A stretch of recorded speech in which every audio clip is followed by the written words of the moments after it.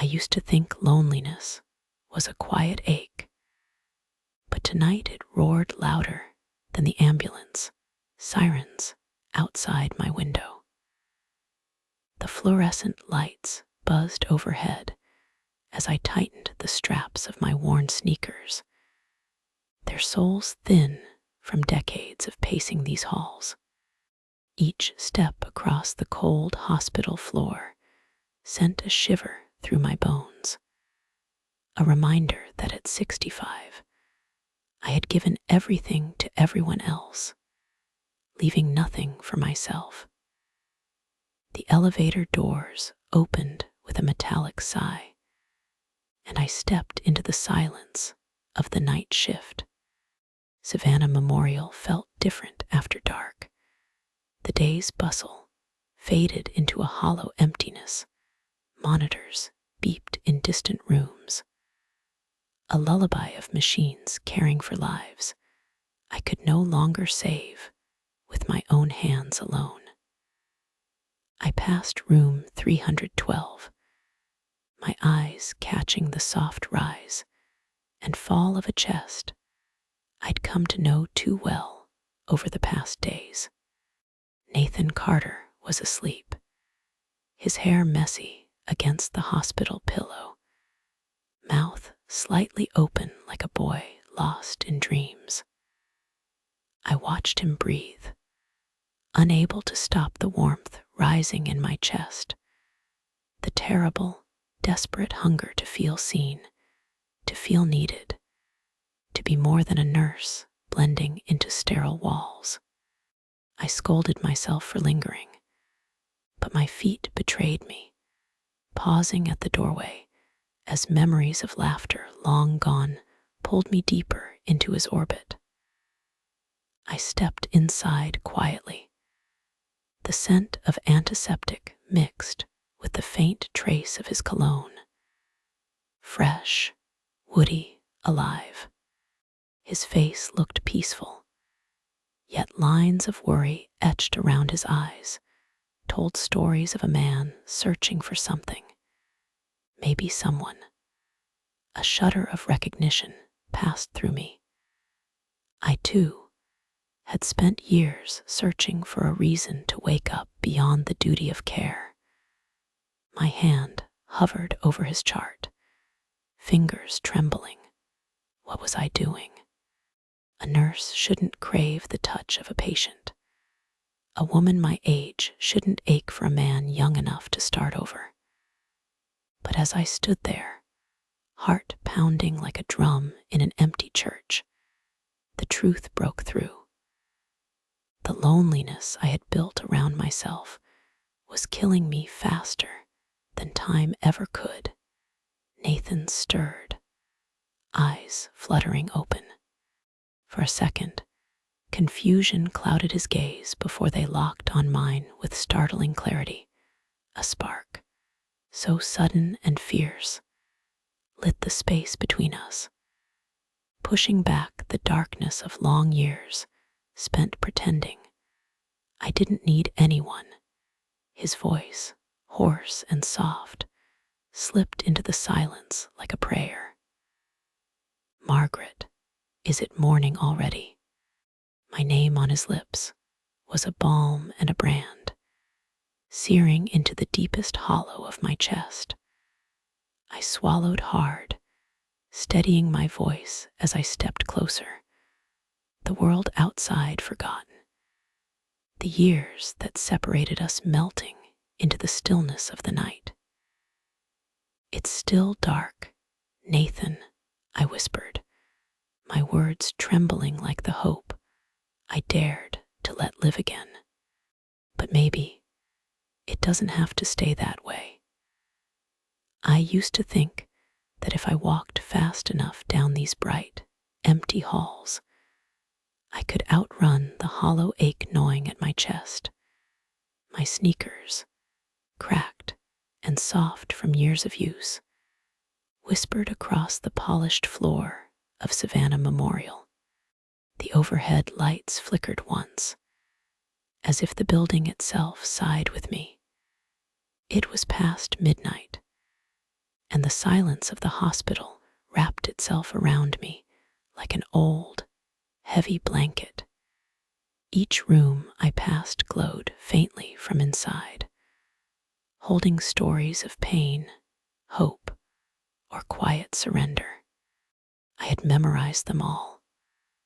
The woman fighting pneumonia in 308, the child with a broken arm in 310, and then there was room 312.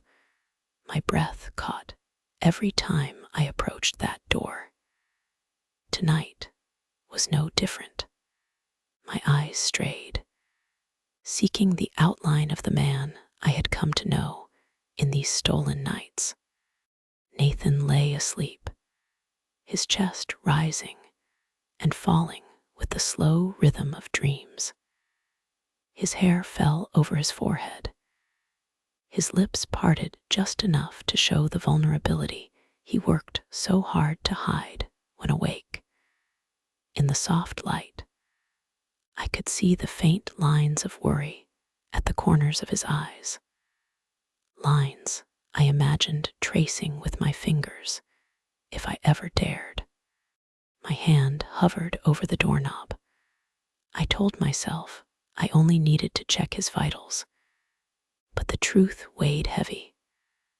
I wanted to be near him. I needed the warmth of his presence, like the first breath after nearly drowning. I stepped inside quietly, the scent of sterile air mixing with the subtle, comforting hint of soap that clung to him. His chart rested on the counter, and I reached for it, trying to focus on the numbers, the graphs, the science. But my eyes drifted back to him, to the gentle slope of his shoulders beneath the thin blanket. A whisper of guilt snaked through me. 65 years old, and here I was, aching for a man half my age. I pressed a hand to my chest, feeling my heart hammer like it hadn't in decades. A sudden movement. His eyes opened slowly, blue as the summer sky, unfocused at first before settling on my face. My breath stilled. The quiet filled with the sound of our shared pulse. He blinked, recognition dawning, a tired smile lifting the corner of his mouth. "Maggie," he murmured, voice rough with sleep, "you're still here." My name on his lips was a spark in the darkness, igniting a forgotten part of me I thought had died with my husband. I swallowed hard, willing my voice not to betray the storm inside. "I couldn't sleep," I lied softly, stepping closer. "Thought I'd check on you." He shifted, a wince of pain crossing his face before it smoothed out. "You don't have to stay up for me." A small laugh escaped, brittle but real. "It's part of the job." "No," he said, eyes locked on mine, serious now. "It's more than that." The air between us felt charged, every breath thick with the unspoken. The hum of machines faded into the background. I could hear my heart in my ears, loud and uneven. I reached for his wrist, checking his pulse, but the warmth of his skin beneath my fingers sent a tremor up my arm. I pulled back quickly, ashamed of how alive he made me feel. Outside, rain began tapping gently on the window, each drop a tiny drumbeat counting down the seconds we stood in the quiet. Nathan shifted again, wincing less this time, his gaze softened, eyes tracing my face like he was memorizing every line. "I'm glad it's you here," he whispered, his voice so low I almost missed it. My lips parted, words tangling in my throat. hospital lights flickered once more, shadows dancing across his cheekbones. I could have stood there forever, suspended between duty and desire. A nurse's voice crackled over the intercom, announcing a code in another wing. The moment shattered. I stepped back, clearing my throat, fingers fidgeting with the edge of his blanket. "Rest, Nathan," I said, barely keeping the tremor from my voice. "I'll check on you later." As I slipped into the hallway, my eyes burned. The cold fluorescent lights overhead did nothing to warm the emptiness spreading in my chest. I paused, one hand pressed flat to the wall, breathing through the ache. I told myself it was foolishness, that people like me didn't get to start over. But deep inside, a tiny voice whispered that maybe, just maybe, it wasn't too late. The rain had stopped by morning, leaving the world outside glistening beneath a pale sun. Savannah Memorial stirred with the quiet energy of a new day. But even as nurses hustled through the halls, carts squeaked, and visitors whispered in waiting rooms, I felt like I was moving through water, every sense tuned only to the man lying in room 312. I found myself drifting there more often than necessary. A fresh bandage, a new IV bag, adjusting his pillows, each excuse flimsy, transparent, yet impossible to resist. I told myself it was my duty, that his recovery was my priority. But when I stood in the doorway, watching him read a dog-eared paperback or sip his lukewarm coffee, the truth pulsed through me like a secret. I was addicted to the sound of his voice, the ease of his laughter, the stories that tumbled from his lips like treasures he'd been saving just for me. Nathan talked about his road trip, the endless highways unfurling under a red-orange sky, the strangers who offered directions, the diners where he sat alone, and wondered if he'd made a mistake, leaving everything behind. His words painted images so vivid, I could almost smell the burnt coffee, feel the cracked vinyl seats. I imagined him behind the wheel, window down, hair ruffled by the wind. I imagined being there beside him, instead of anchored here, day after day, inside these sterile walls. One afternoon, I brought him a tray of food.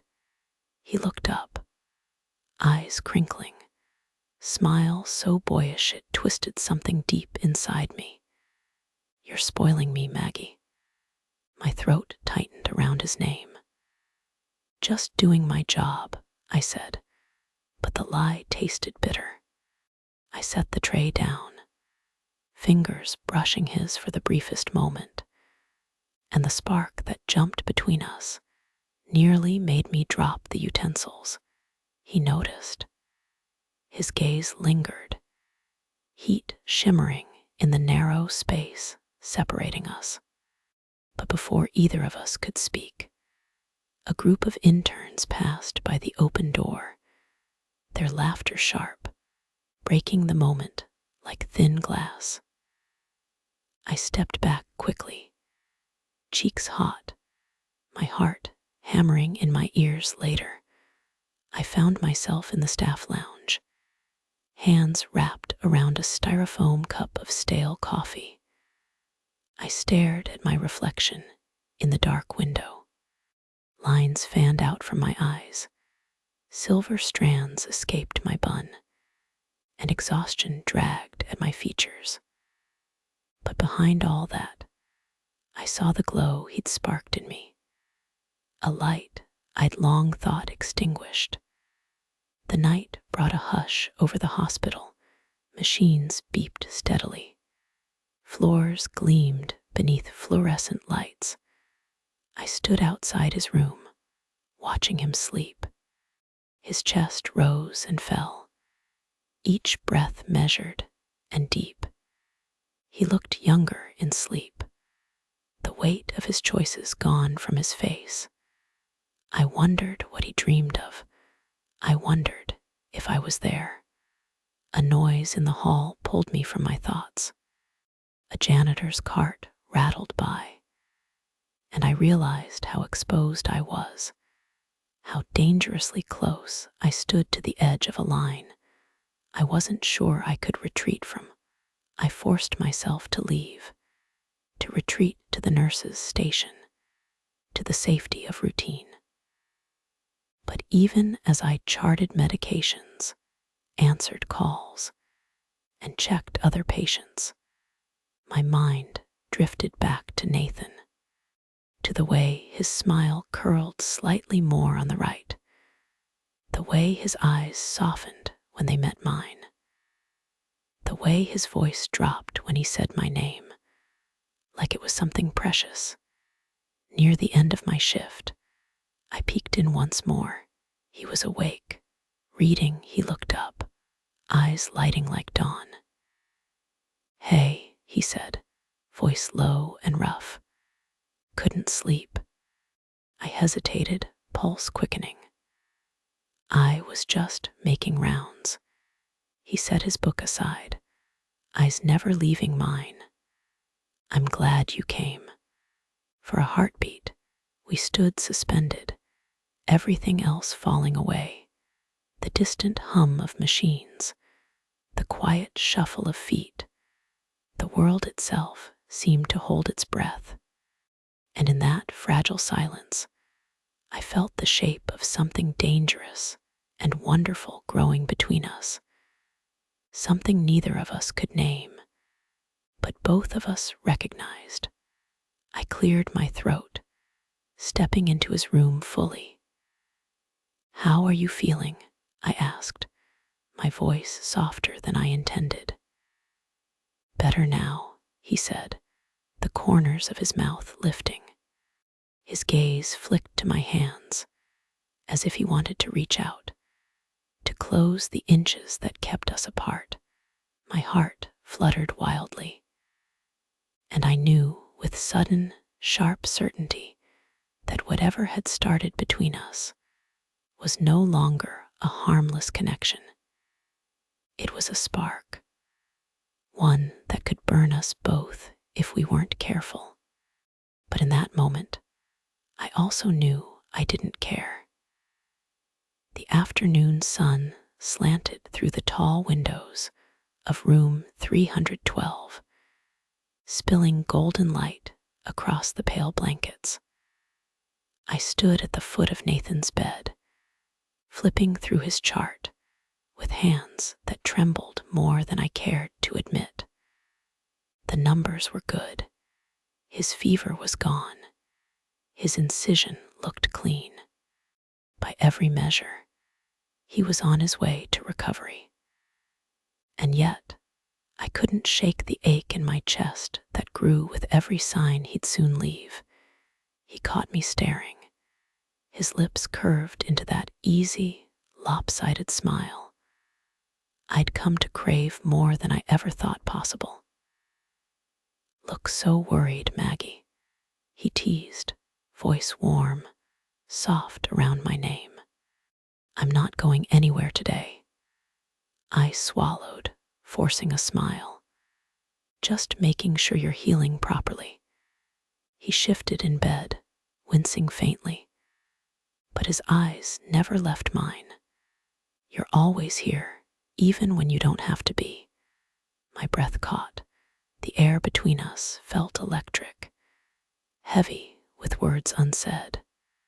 "That's my job," I whispered, but my voice sounded foreign to my own ears, brittle, unconvincing.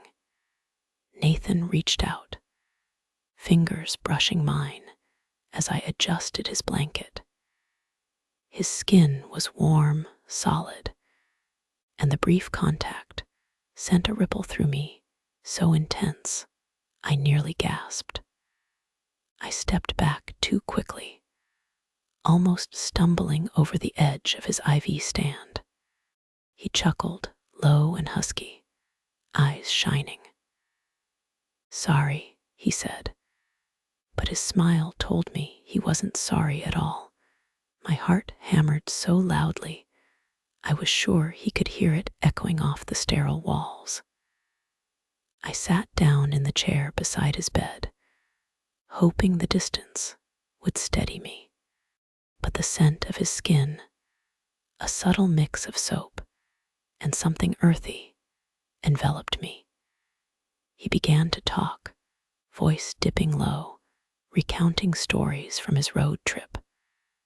Nights spent under endless stars, strangers he met who offered kindness without question, mornings when he woke up not knowing which highway he'd take next. He spoke of the emptiness he felt even surrounded by beauty, how every mile carried him further from the man he used to be. His words spilled like a confession, raw and unfiltered. The hospital seemed to fade away. The beeping machines and fluorescent lights dissolving into the soft glow of a world we built in that quiet, stolen moment. I told him about my own life, about the routines I clung to after my husband's death, about how each day bled into the next, safe but hollow. How I convinced myself that service to others was enough, that my own needs were a burden best buried. His eyes softened, reflecting an ache I thought was mine alone. The hours slipped past unnoticed. The hallway outside grew dark, the shadows lengthening across the tile floors. I should have left. I should have checked on my other patients. But I couldn't tear myself away. Every word he spoke bound me to him tighter than any oath. At some point, he reached out again, fingertips brushing the back of my hand, resting on the arm of the chair. I let him. His touch was gentle, tentative, but it sparked something fierce and undeniable inside me, a reminder that I was still here, still alive. "I don't want this night to end," he murmured, voice rough with honesty. My heart cracked wide open. I wanted to tell him I felt the same, but the words caught in my throat, tangled with fear and yearning. Instead, I leaned forward, our faces close enough to feel the warmth of his breath on my cheek. The world outside our fragile bubble roared back to life as footsteps echoed in the hall. Voices drifted closer. I pulled back, heart slamming against my ribs. The door stood ajar, the safety of our cocoon threatened by the approaching noise. I rose quickly, smoothing my uniform, my hands trembling. "You need to rest," I said, voice strained, eyes darting to the door. "Maggie," he called softly, urgency sharp in his tone. I paused, turning back to him. His eyes searched mine, fierce and tender all at once. Go, but I had to. I stepped out into the hallway, the brightness of the overhead lights harsh, blinding after the cocoon of warmth we'd shared. I walked away, each step heavier than the last, the echo of his plea ringing in my ears. And with every beat of my heart, I knew the line between what was right and what I wanted had blurred beyond recognition.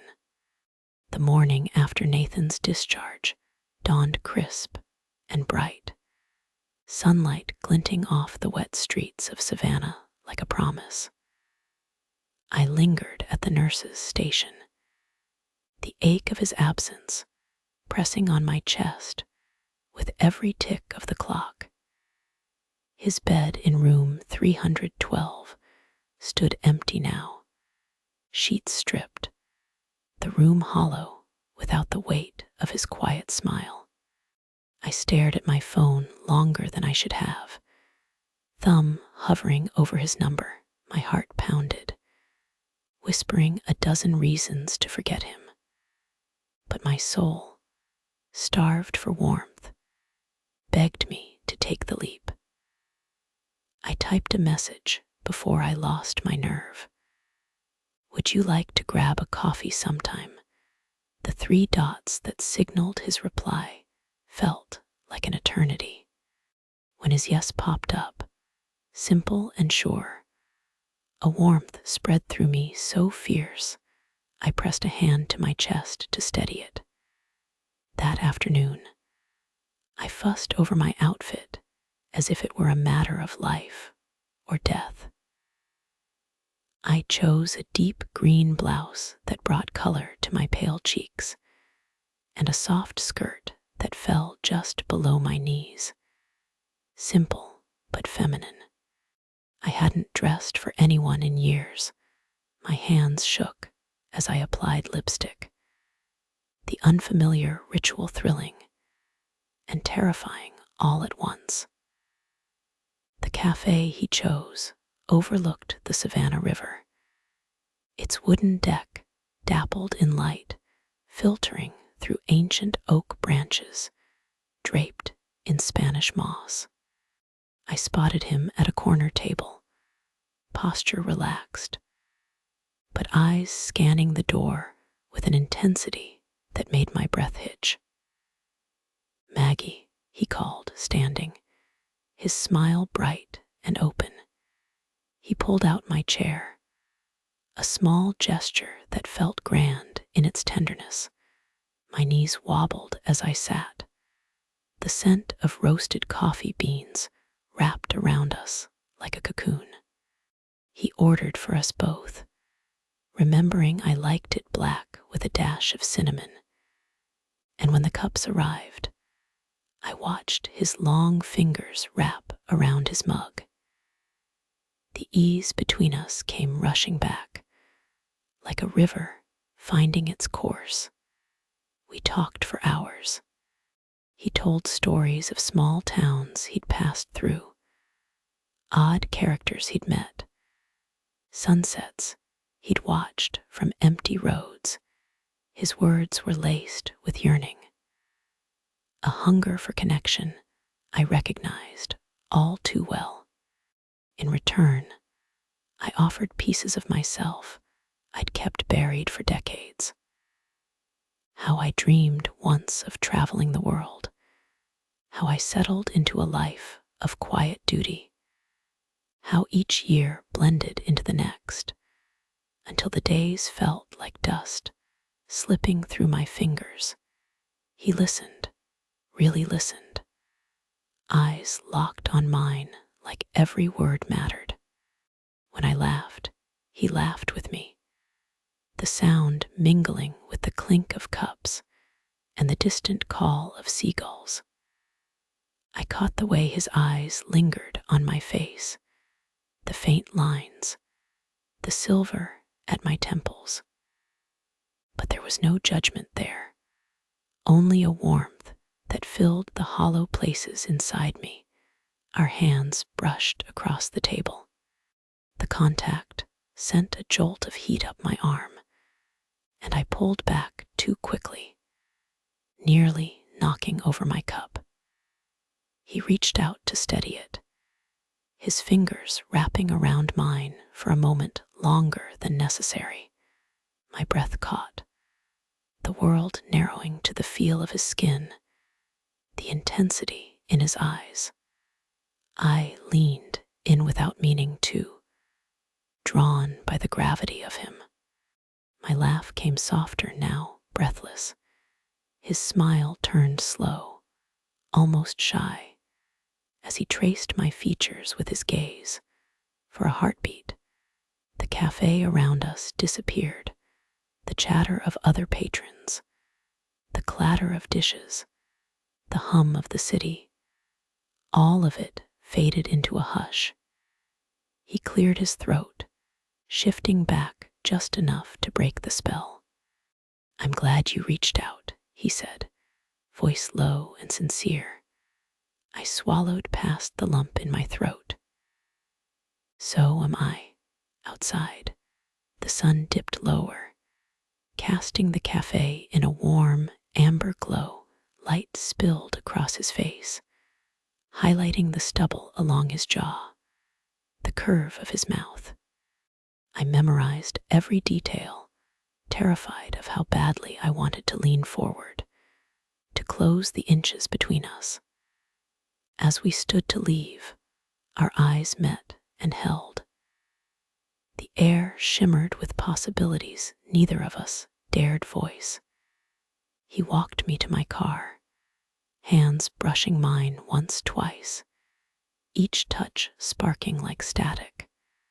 At the driver's door, we hesitated. I searched his face for a sign, a hint of what he felt, but his smile remained warm and unreadable.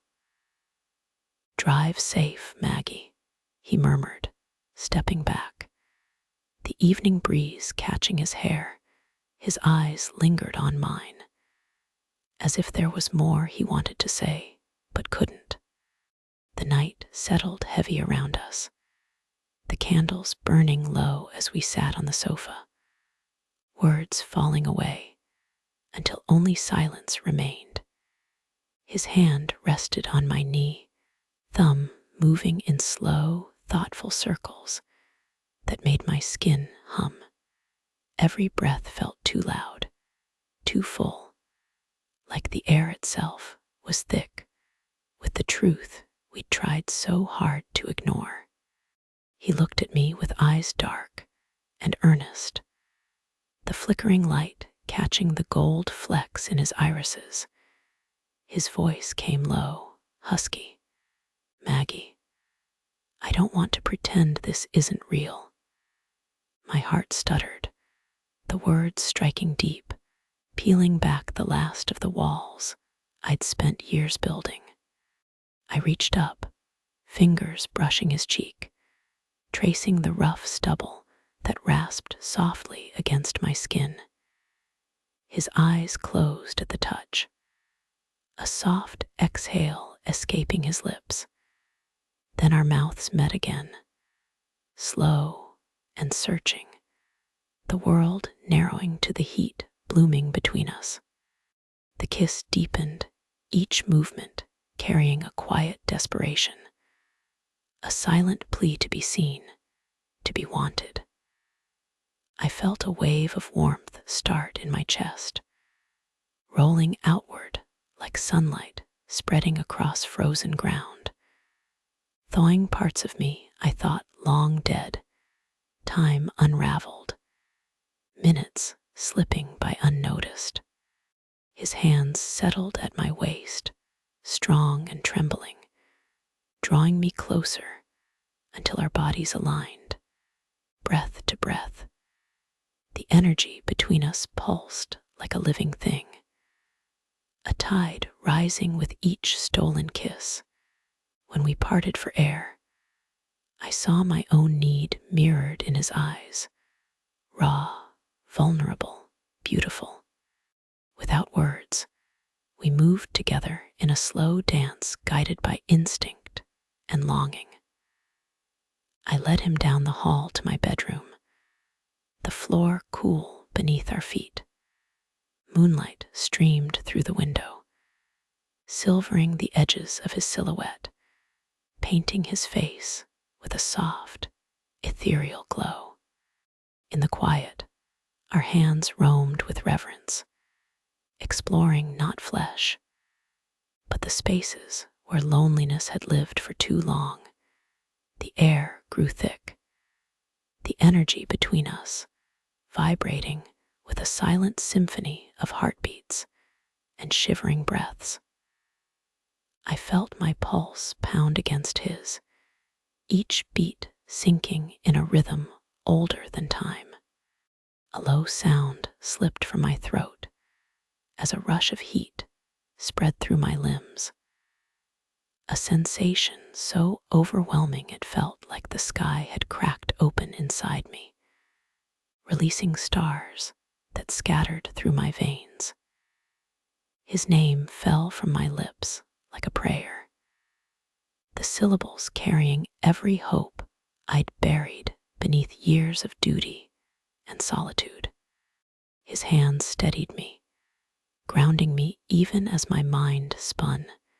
Every brush of his skin against mine sent sparks arching through the darkness, lighting a fire that burned away the years. The fear, the quiet resignation I'd worn like a shroud.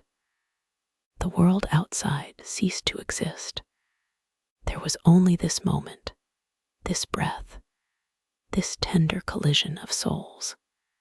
The room seemed to pulse with a glow all its own, shadows and light weaving around us like the echo of some ancient dance. We moved together in a delicate harmony of sighs and soft, trembling laughter, hearts laid bare beneath the hush of midnight. As we finally stilled, the world settled with us, the silence no longer empty, but rich with the quiet thrum of shared breaths.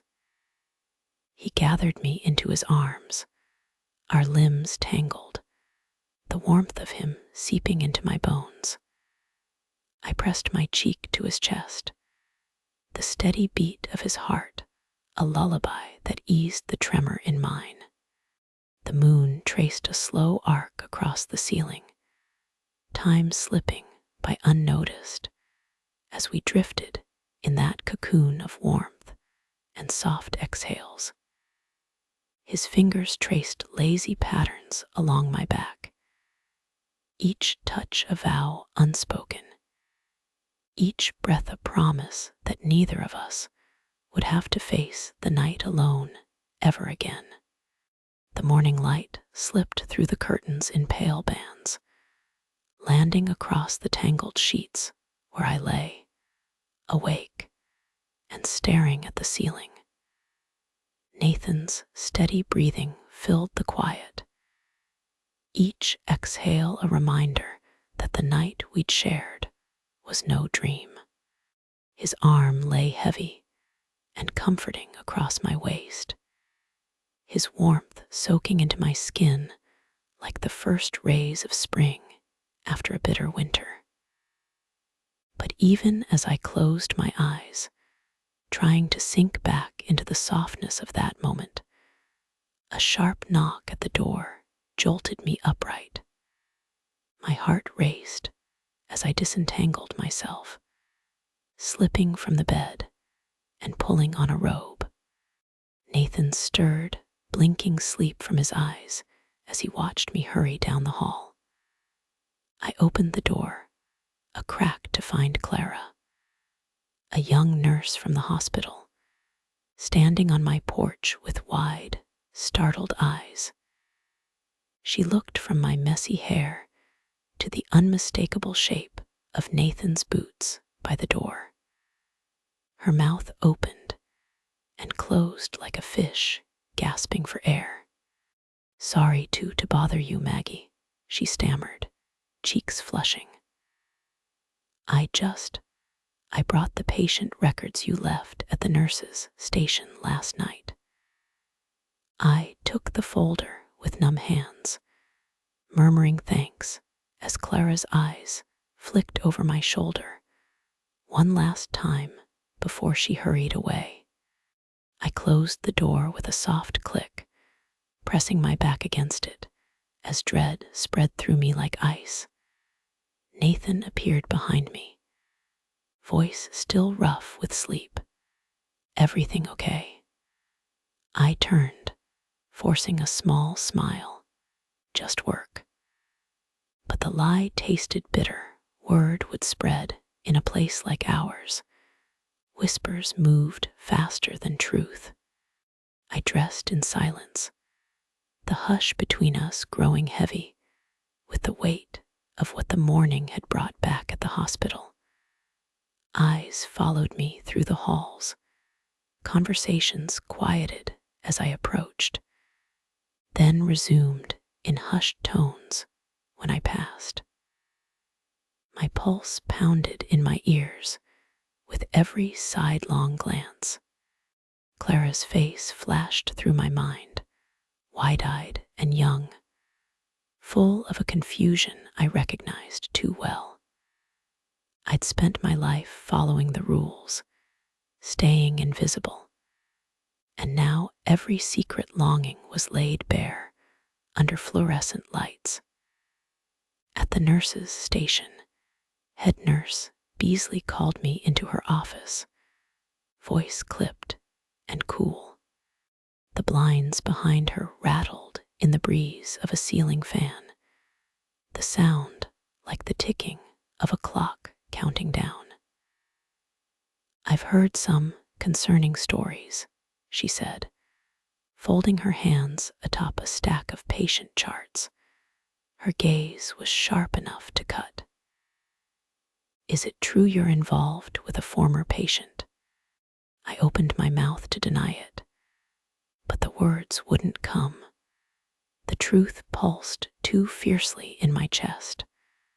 I lowered my eyes to my trembling hands instead. "Maggie," she continued, voice softening just enough to sting, "you're one of our best.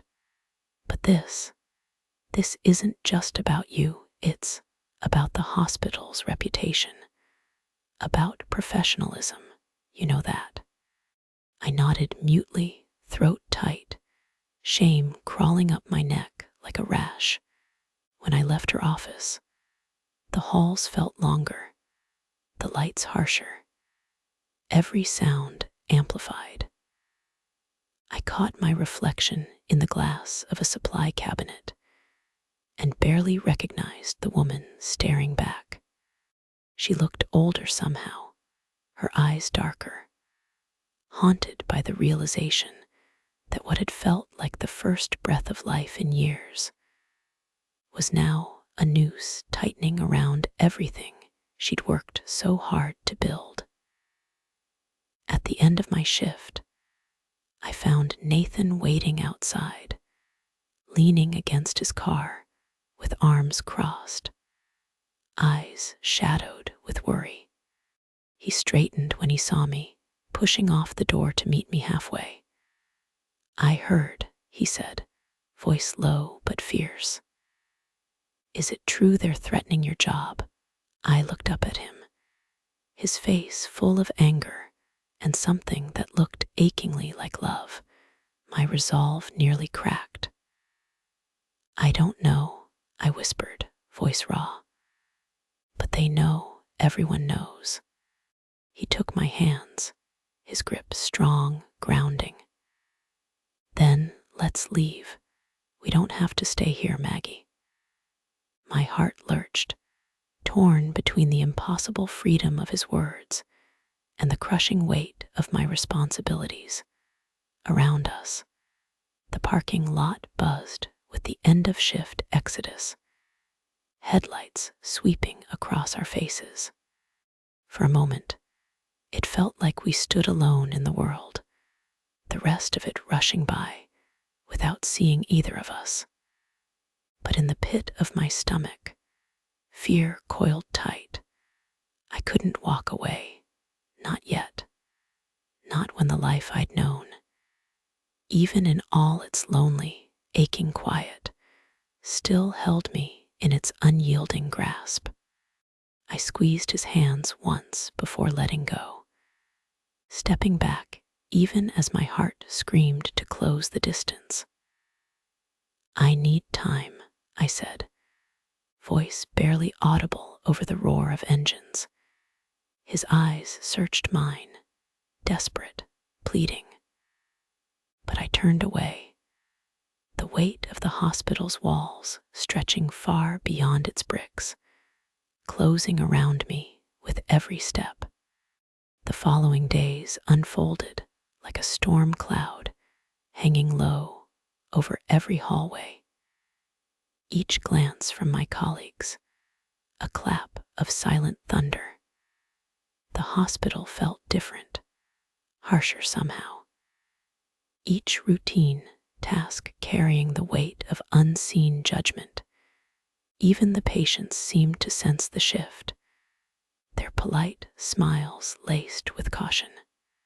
My name whispered from room to room, the syllables sharp and cold, stripped of all the warmth I had once felt in this place.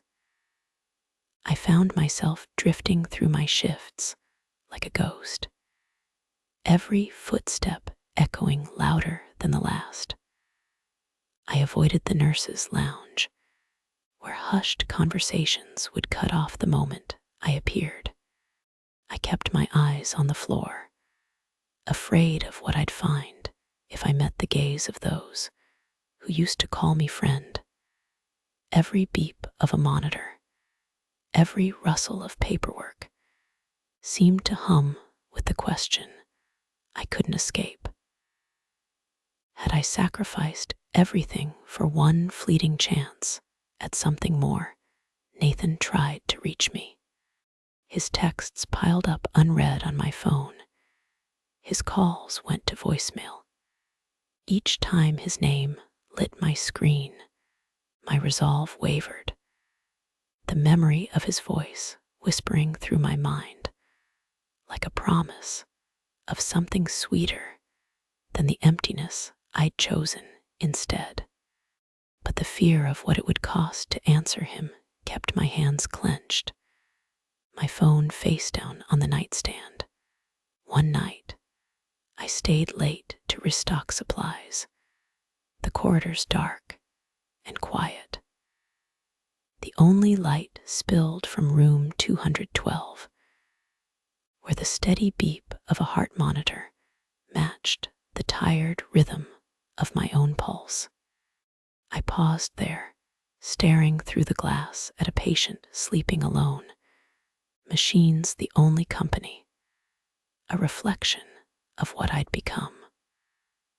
A woman who had spent decades giving pieces of herself away, until there was nothing left to claim as her own. The elevator dinged behind me. I turned to find Nathan striding out of it, eyes blazing with something that made my breath catch. He looked tired, unshaven, like he'd been carrying the same sleepless nights I had. His gaze swept over me, raw and unguarded. "Maggie," he said, voice low and fierce, echoing off the sterile walls. "We need to talk." I shook my head, heart hammering. "Not here, then where?" His voice rose, vibrating with frustration. "I've tried giving you space. I've tried waiting, but you're slipping away." My eyes darted around the empty hallway. "Nathan, please," I whispered, but my voice cracked on the plea. My hands curled into fists at my sides as I struggled to hold myself together. He stepped closer, words trembling with desperation. "I love you. I know it's crazy. I know it's fast, but it's the truest thing I've ever felt. And I think you feel it too." The words punched the air from my lungs.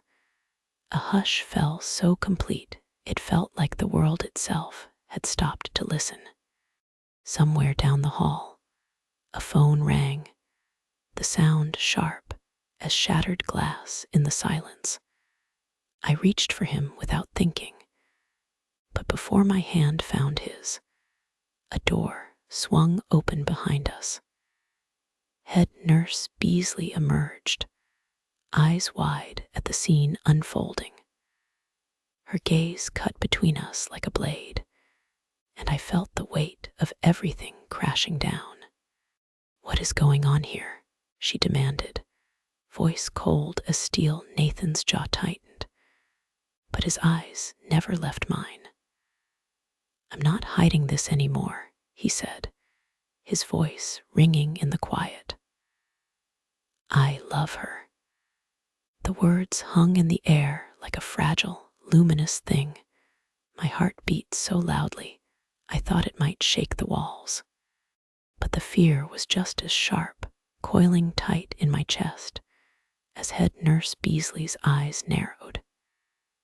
"MS Collins," she said, voice low and dangerous.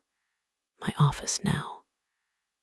I looked back at Nathan, his face pale but resolute, the edges of his vulnerability shining through the fierce set of his jaw. The world felt like it was tilting, everything I'd built trembling on the brink of collapse. As I followed Beasley down the hall, each step felt like walking through water, slow and heavy, every breath thick with the knowledge that nothing would ever be the same. And yet, even as fear pressed at the edges of my mind, a tiny spark of defiance flickered to life in my chest, the echo of his words, the truth in them, refusing to be snuffed out. The office felt colder than the hallways, the overhead light buzzing with a faint, angry hum as I sat across from head nurse Beasley. The walls were lined with certificates and photographs of smiling nurses, relics of a time when I too had believed that service and sacrifice were enough to fill the quiet spaces of my life.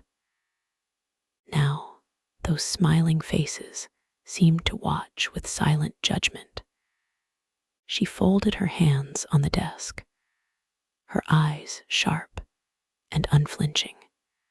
"Margaret," she began, voice softer than I expected, yet edged with a finality that made my heart drop. "You've been an exemplary nurse. But what's happened with Mr. Carter? It crosses a line. It threatens the trust patients place in this hospital and in you." I opened my mouth, but no words came. Shame burned in my chest, hot and suffocating, and I lowered my eyes to the floor. I heard the rustle of papers as she pulled out a folder. "Effective immediately.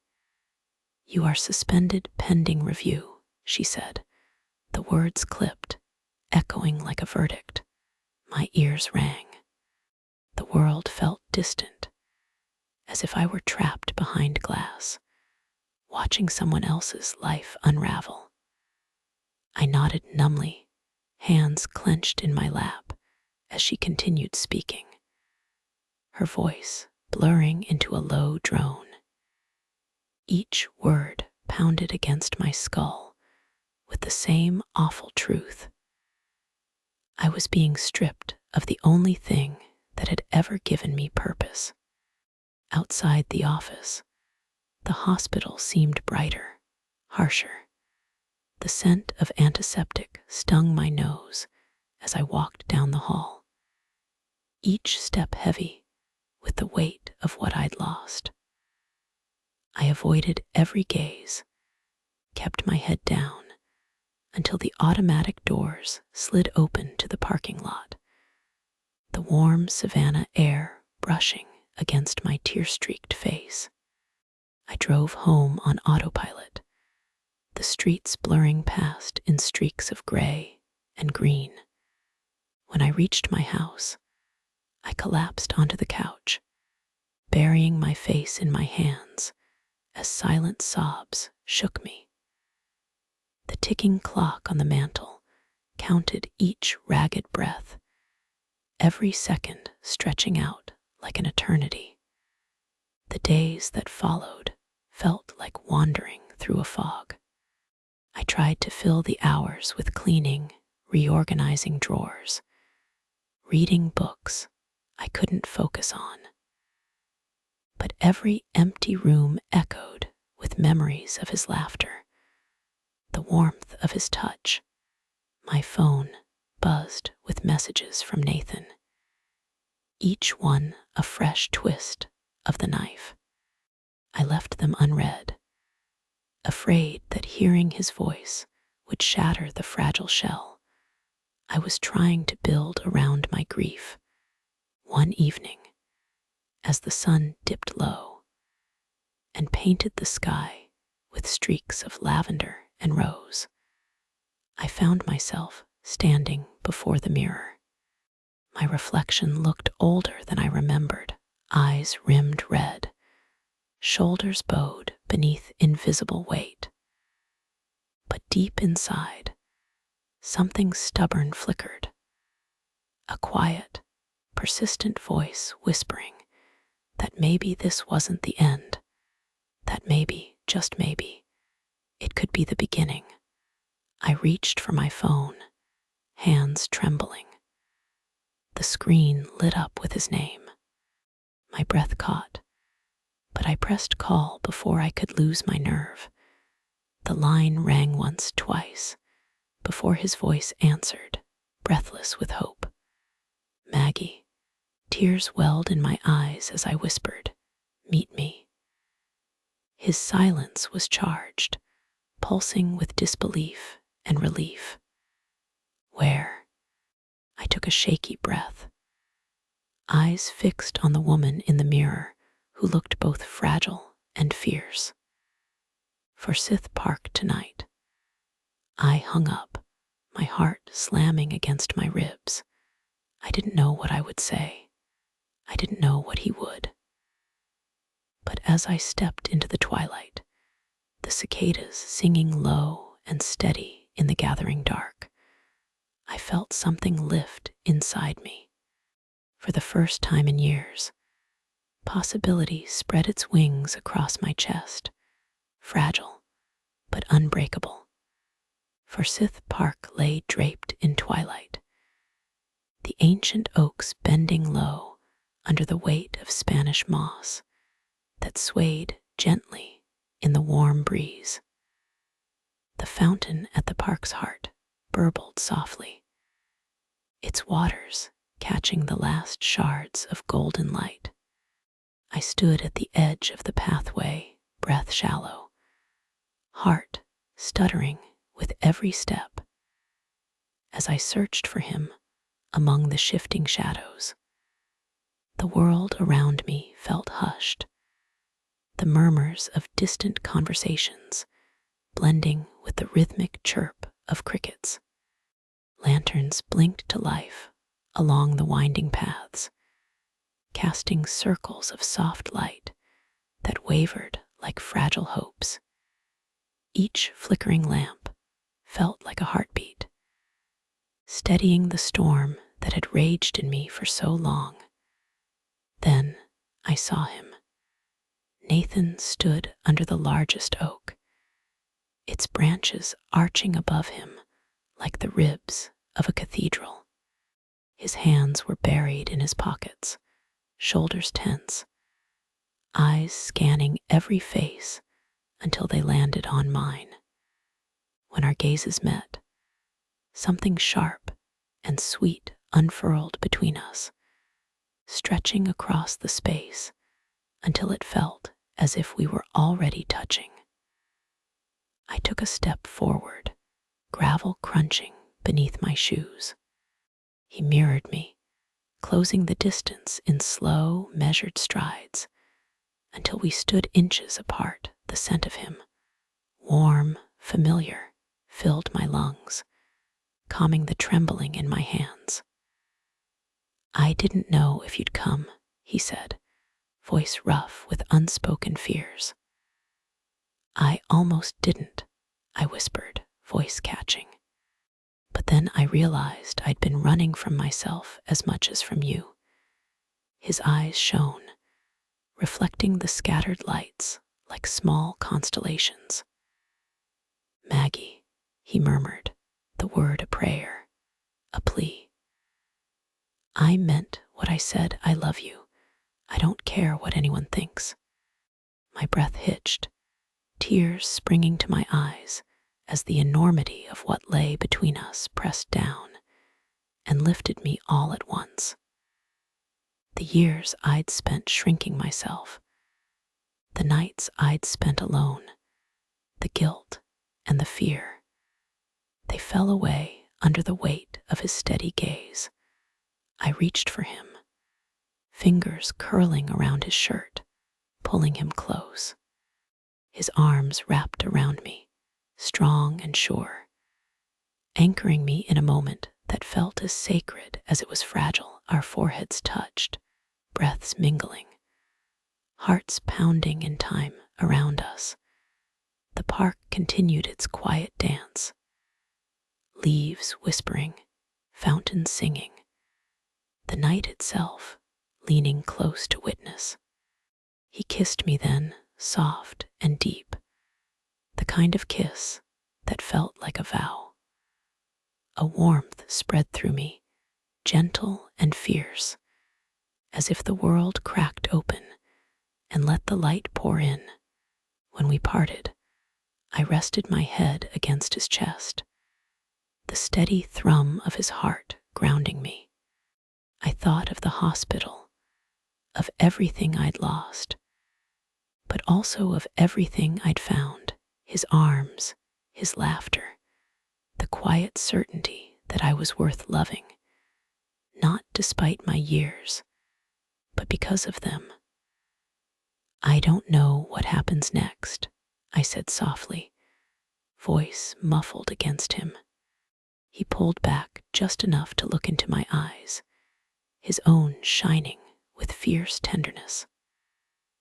Then we'll figure it out together. I nodded, a small, tremulous smile breaking through around us. The lanterns swayed, their light casting fleeting patterns on the grass, like stars dancing on earth. And in that quiet, timeless place, I chose him and myself, with a heart cracked wide open, ready at last to let love flood in.